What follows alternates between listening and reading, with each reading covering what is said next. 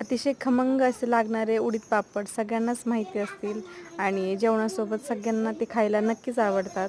तर आज घेऊन आली आहे उडीद पापडाची रेसिपी तुम्हा सर्वांसाठी.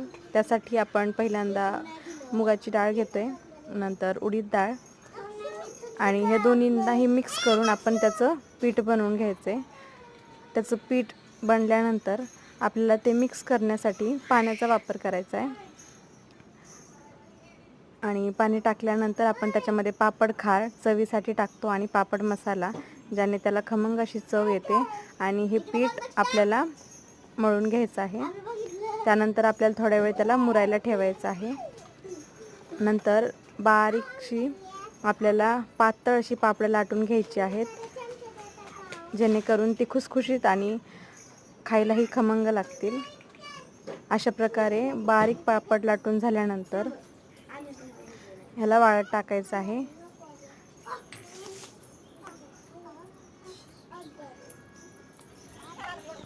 आणि वाळल्यानंतर पापड तळून खाण्यासाठी रेडी आहे.